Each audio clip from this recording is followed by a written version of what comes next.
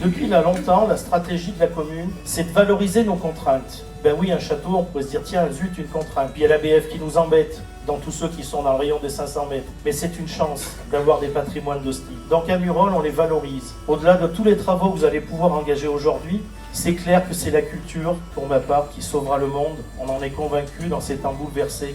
Donc gardons espoir, haut les cœurs, et accrochons-nous à la culture, au savoir et à toutes les valorisations possibles. Aujourd'hui à Murol, donc la session pour les questions de culture, les ruralités, terres de culture. Dans l'annonce en juillet dernier du plan France Ruralité, la Première ministre a clairement dit que le plan France Ruralité comprendrait un volet concernant la culture en milieu rural. Poésie. Poésie pour accompagner la marche d'une récitation en l'honneur de l'Auvergne. Inonde, ô brise, ma naissance, comme une fête que l'on fête toute l'Auvergne, en fête des confins et vers l'Auvergne, de toutes parts. Ce ruissellement, encore, des sources du plaisir. Alors, la motivation, elle est de plus en plus importante, je pense, dans le monde rural, parce que le monde rural, il ne faut pas oublier que ça représente quand même 80% du territoire et 30% des habitants. C'est quand même pas négligeable, même si les habitants, on les compte parfois 10 par 10, ça fait quand même 30% des habitants. Est-ce que sur le plan des crédits, vous êtes dans l'attente de réformes, c'est-à-dire, par exemple, territorialiser les crédits? On est toujours, quand il s'agit de crédit, dans l'attente de réforme. Et je pense qu'on sera toujours. Question inutile. Alors, oui, non, c'est pas une question inutile, c'est une question super importante. C'est bien de le rappeler, mais merci.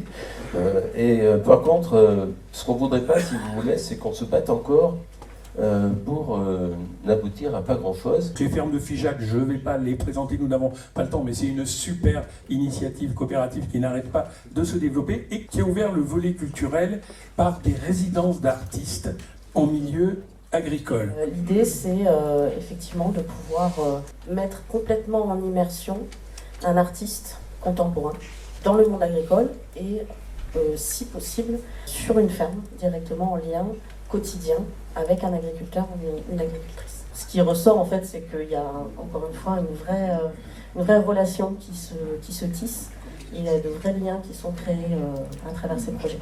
Avec des gens qui ne seraient pas forcément venus spontanément à l'art contemporain. Exactement. En tant que fille d'agriculteur et habitant ce village, je voyais bien que quand même en hiver, de la Toussaint à Pâques, grosso modo, les résidences secondaires sont fermées.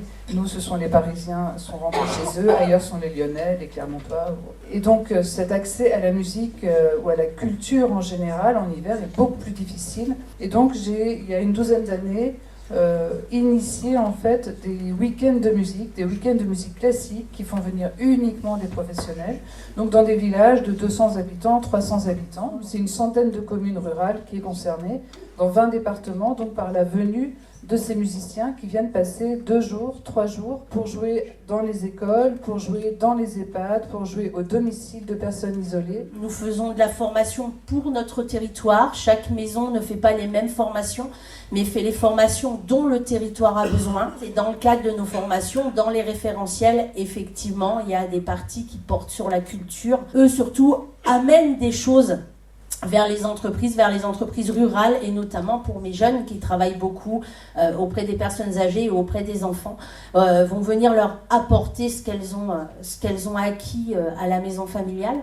Et puis surtout, sur le territoire de la maison familiale, on va organiser des événements et des événements culturels, et donc on va apporter la culture aux habitants du territoire. Essayer d'être dans une démarche qui n'est pas la métropole qui centralise et venez vers nous, mais au contraire, comment on organise cette mobilité de la culture qui part sur les territoires et comment finalement on inverse un peu la vapeur de tout le monde ne peut pas finalement venir à la Comédie-Scène Nationale. Je crois qu'on a souvent confondu la culture et le divertissement. C'est un peu une lapalissade de le dire, mais quand on comprendra que la culture, effectivement, c'est ce qui peut nous animer partout. Aujourd'hui, on peut, et on a le souhait de faire venir des entreprises sur un territoire. Aujourd'hui, on se rend compte que même si on a une entreprise, peut-être que les salariés ne vont pas trouver le territoire à leur goût. On le voit notamment avec l'entreprise Michelin. On a la chance, effectivement, sur le territoire de la métropole, d'avoir 7 grandes entreprises multinationales. Depuis 2014, Michelin est un grand pourvoyeur de fonds de la culture. Oui, je dirais qu'au début, c'est vrai, quand on commence à s'occuper de culture, c'est vaste.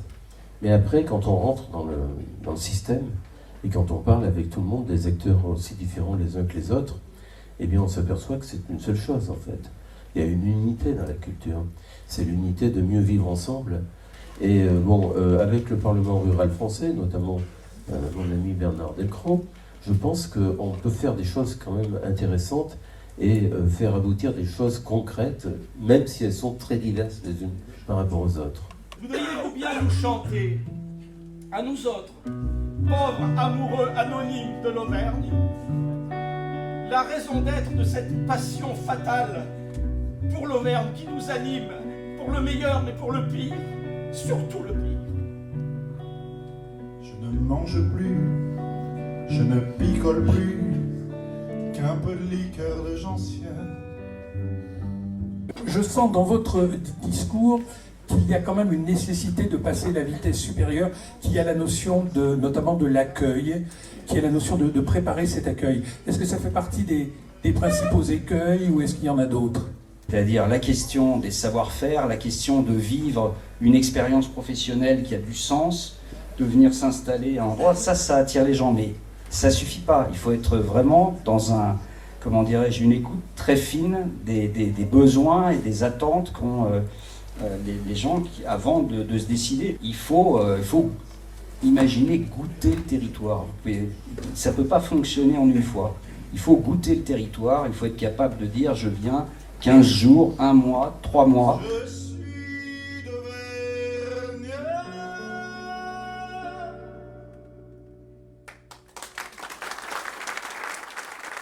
Quand on interroge nos visiteurs, que ce soit en Murol ou en Périgord, et on interroge les visiteurs d'un château, et on leur dit pourquoi êtes-vous venus?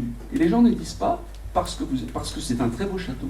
Ils disent d'abord en premier lieu parce que c'est une région qui a de très beaux paysages, de très beaux villages. Et ensuite, une fois qu'ils sont venus dans cette destination, qui est l'Auvergne, qui est l'Auvergne du Sancy, cette Auvergne naturelle par exemple, qui peut être le Périgord, qui peut être les autres destinations, ils vont visiter les châteaux. Ça fait partie du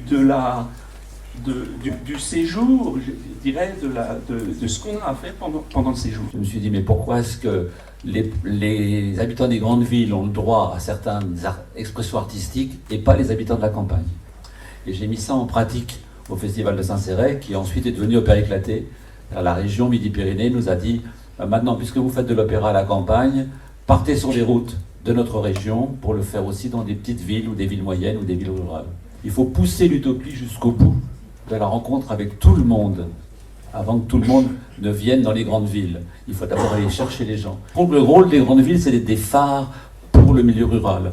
Les premiers financeurs de la culture dans le pays, ce sont les communes et les intercommunalités. Nous, notre objectif, c'est de faire se rencontrer des artistes avec des habitants, pour que les artistes parlent de ce récit aux habitants, mais en même temps, pour qu'ils viennent interroger le consensus. La fonction fondamentale de l'art, c'est de venir bousculer les habitudes. Le message que vous adressez tant aux élus qui sont nombreux ici, aux maires ruraux, mais qu'à tous les acteurs associatifs, c'est faites-nous remonter vos projets. Exactement, et parlons. Et le dialogue, c'est vraiment, de toute façon, le dialogue, c'est l'ADN de la culture. Mais en attendant, on ne mégote pas sur nos priorités. Et nos priorités, voilà, c'est notamment la défense de la création. On en a parlé tout à l'heure de cette opposition entre le divertissement et la création. Oui, c'est dans notre ADN. Et vous ne nous entraînerez pas sur des sujets de divertissement. Voilà. Alors après, on n'est pas fâché. Non, mais je veux dire par là que si une collectivité a un projet autour du divertissement, on en parle, on essaye d'expliquer, on essaye de démontrer. Ça ne marche pas, très bien. On repart. On ne fait pas un contrat, on est déçu. Mais en même temps, on ne renonce pas à notre ADN, on ne renonce pas à cet esprit de la création, on finance des actions de création, on ne finance pas des actions de divertissement.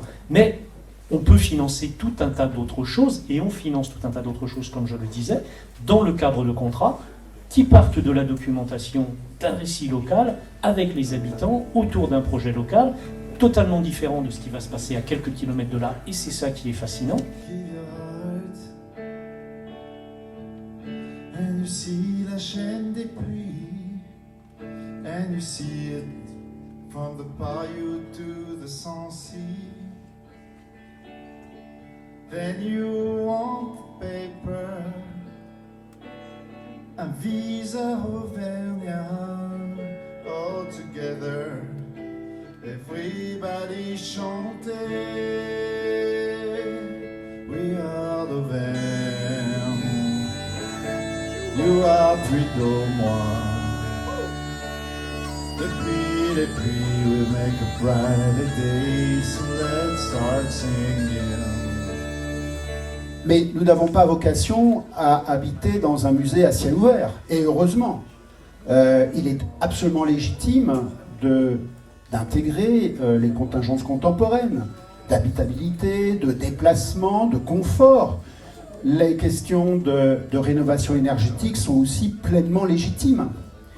Donc en fait, l'interrogation sur ces territoires, c'est comment garder l'essence des lieux, la qualité de ces lieux, tout en intégrant toutes les transformations nécessaires. C'est aussi une capacité de retrouver un certain nombre de valeurs territoriales. On a évoqué tout à l'heure l'esprit des lieux, l'esprit des territoires, mais c'est aussi le mieux vivre ensemble dans une bourgade ancienne qui est à nouveau adaptée à ces usages contemporains. Alors là, pour le coup, c'est mon village du Cantal, où, suite à un appel à projet du département accompagné par le CNE, ils ont sélectionné, sans me le dire, que Simon Tessot allait travailler sur mon village, et j'en suis absolument ravi.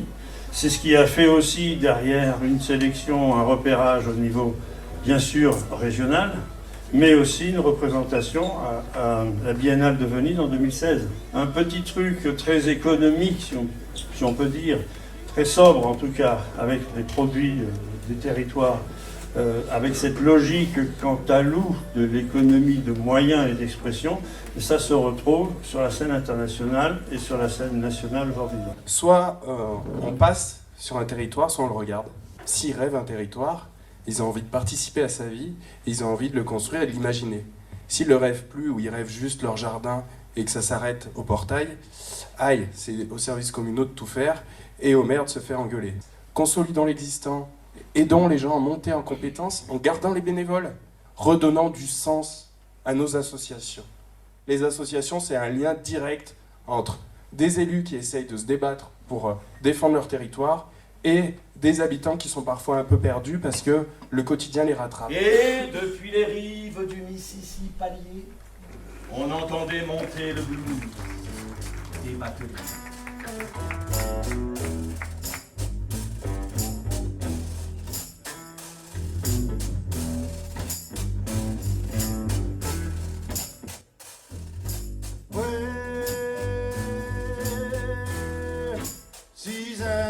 Je pense qu'il ne faut pas déconnecter la culture d'autres enjeux, notamment dans les territoires ruraux. Les enjeux démographiques, on a une population vieillissante, même si on cherche à accueillir de plus en plus de familles. On a aussi des enjeux d'accès au numérique et puis des enjeux de mobilité, puisqu'on sait que dans les territoires ruraux, 86% des habitants des territoires ruraux sont dépendants de la voiture. Et en fait, le venir jusqu'au cœur de nos territoires, c'est ce qui nous intéresse aujourd'hui. Mais je pense qu'il ne faut pas opposer la culture qui est proposée dans les métropoles à celle qui est déployée dans les territoires ruraux. D'ici 2028, 2 milliards d'euros vont être injectés quand même pour promouvoir la culture dans les territoires ruraux. Déjà, on a fait une enquête IFOP, on a refait tous les 2 ans. Et la dernière... Les fameuses enquêtes de familles rurales. Voilà, nos fameuses enquêtes. Mais quand même, plus de 80% des habitants du milieu rural sont heureux de vivre dans le milieu rural. Donc, je pense que quand on entend ça, ça fait chaud au cœur. Mais pourquoi ils sont heureux d'habiter dans le milieu rural ? C'est intéressant de se poser la question. Eh bien, c'est parce qu'ils peuvent s'impliquer dans la vie de leur commune. On va donner un exemple. Ils ont une petite fille qui veut faire de la danse. Donc, cette maman va rencontrer l'association et dit, voilà, ma fille aimerait faire de la danse, il n'y en a pas. Alors, qu'est-ce qui se passe ? Eh bien, l'association, on lui dit, trouvez 3-4 autres mamans bénévoles comme vous, ou papa, hein, et ensemble, on va créer cette activité danse. On recrutera ensuite un professionnel et il y aura la danse dans votre village. Vous irez rencontrer monsieur le maire pour avoir une salle. Voilà, il y a d'autres territoires aussi où la collecte de la culture, la revendication d'une ruralité, d'une culture rurale à l'heure de l'industrialisation, de la modernisation, de l'urbanisation, pour être soi, pour continuer à vivre à la campagne, eh bien tout de suite ça a été des revendications culturelles et des revendications de culture dite régionale, qu'on appelait régionale. Cette culture qui est une culture large, qui est à la fois la culture création dont on a entendu parler tout à l'heure, mais aussi une culture qu'on appelle aujourd'hui celle des droits culturels. Eh bien, elle était directement associée dans ces mouvements de revendication des années 70, 80, puis l'association du patrimoine. Donc on est parti d'une action culturelle pour arriver aujourd'hui à une réflexion sur le devenir du territoire, y compris en termes de transition écologique. C'est d'éviter, on le voit dans beaucoup d'autres domaines, mais d'éviter une approche qui pendant trop longtemps était soit trop sectorielle, soit trop verticale, soit trop zonée. Il faut arriver à dépasser tout ça, avoir une approche beaucoup plus intégrée. Qui me semble importante, c'est aussi dire qu'il faut arriver à combiner des logiques de soutien. On a besoin de ce soutien, évidemment, les élus, les maires ruraux ont besoin de ces soutiens, mais je dirais arriver à combiner ces soutiens aussi avec cette idée d'amener aussi des capacités dans les territoires. Et alors ces capacités dans les territoires, c'est toute la question de l'ingénierie qui a été évoquée. Pour nous, au ministère, tout l'enjeu va être de les sensibiliser à nos problématiques culturelles, de les informer sur les dispositifs et les financements possibles du ministère de la Culture. Ce qui m'a marqué, moi, ce matin, c'était le terme de point de contact, de point d'entrée. Ça, vraiment, je pense qu'on en est tous très conscients, y compris dans les services de l'État. C'est un enjeu absolument crucial dans les territoires ruraux, notamment, mais pas que. Mais c'est vraiment le mot-clé de la journée. Oui. Je pense. On a parlé de lecture publique tout à l'heure. Évidemment, la lecture, c'est pas du scolaire, c'est de la culture. Et on a d'ailleurs une ministre extrêmement attachée aux politiques liées aux livres, à la lecture, aux bibliothèques. Les bibliothèques, c'est 15 500 équipements en France. Le ministère a des contrats départementaux de lecture, donc au niveau départemental. Le but là, c'est de pouvoir élargir ce dispositif. On a à l'heure actuelle 63 départements concernés. Ce serait d'élargir cette mesure avec des mesures au PLF là, 2024. Et puis, dans le cadre de ces contrats-là, d'élargir aussi le panel des actions qui seront proposées. Pour élaborer ce plan France Ruralité, donc vous avez beaucoup parlé aujourd'hui, il y a eu quand même plus de 300 partenaires, associations, réseaux, acteurs, spécialistes, chercheurs qui ont été consultés. Et par ailleurs, ça m'a fait plaisir d'entendre dans la bouche de beaucoup de gens qui avaient aussi des choses concrètes. Parce que je vous ai beaucoup entendu interroger, ou quelques-uns questionner, et France Ruralité, c'est quoi, quand est-ce que ça démarre? Madame la députée a rappelé, je la remercie, c'est 2 milliards d'euros. C'est 120 chefs de projet, vous l'avez rappelé, ce programme Village d'avenir, 120 nouvelles personnes recrutées pour une période de 3 ans pour aller dans les petits villages, directement auprès de communes de moins de 3500 habitants et pour construire avec eux des projets. Beaucoup de communes, beaucoup d'élus, beaucoup d'associations nous disent qu'elles ont des projets. Mais comment on passe de l'idée du projet à justement la maîtrise d'œuvre, la maîtrise d'ouvrage? Et donc là, on veut aller vers... Et donc concrètement, vers quelle carrière locale va-t-on se tourner? Quelles sont les procédures architecturales engagées? Y a-t-il des aides européennes à aller chercher? Comment aller chercher des financements privés? On veut vraiment avoir une ingénierie du concret. Mais la culture, et on l'a bien vu à travers les exemples qui ont été donnés, est aussi, la force de la culture est aussi attachée à l'effet levier qu'elle a dans de nombreux domaines. D'abord dans l'économie, et ça a été dit ce matin, oui, la culture est créatrice d'emplois et de richesses. C'est aussi un levier de cohésion sociale, elle permet de fédérer, d'éduquer, de transmettre des connaissances et des savoir-faire, et elle porte des valeurs et des repères qui forgent, ça a bien ressorti des différentes interventions aussi, qui forgent l'identité des territoires, mais qui forgent aussi les liens entre les gens, toutes générations confondues.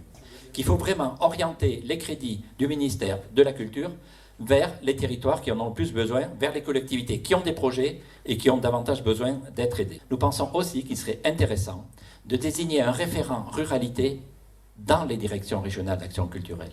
Mais le maire d'une toute petite commune, qui n'a pas ses relations, ses réseaux, ses capacités, c'est compliqué pour lui. Il a une idée, il a un projet culturel, mais à qui s'adresser? Je pense que ce serait intéressant de désigner dans chacune des directions régionales un référent ruralité dans les directions régionales de la culture pour mieux accompagner les élus des petites communes dans leurs initiatives culturelles. En tous les cas, merci beaucoup à vous tous. Merci à vous. Merci à toi, Pierre. Merci pour l'accompagnement que vous nous portez. Merci aux maires ruraux.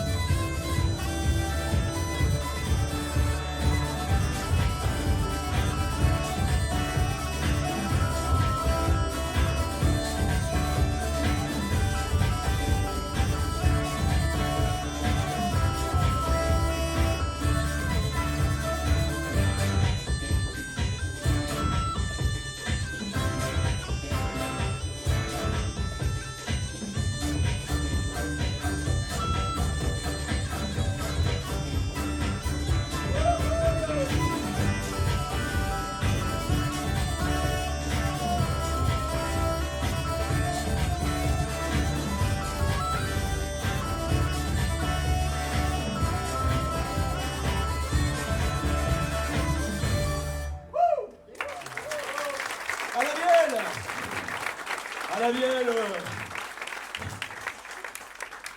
l'indépassable, le mythique, Patrick Bouffard. À la cornemuse, bon, d'accord, elle nous vient de Châteauroux. Mais c'est la meilleure, Lisa Wolf. À la guitare et au chant, le Chuck Berry des Cambrailles et du plateau clermontois, Dano Sonic. Bonne fête Daniel, bonne fête Daniel. Et à la contrebasse, Léa Yesh, rien que pour nous et pour vous ce soir. Et bien sûr, tout cela n'aurait pas pu exister ailleurs que dans l'esprit que je ne comprends toujours pas de celui qui dirige le Wacken Théâtre depuis pas mal de temps, même s'il n'est pas tout à fait sénile, Dominique Touzé.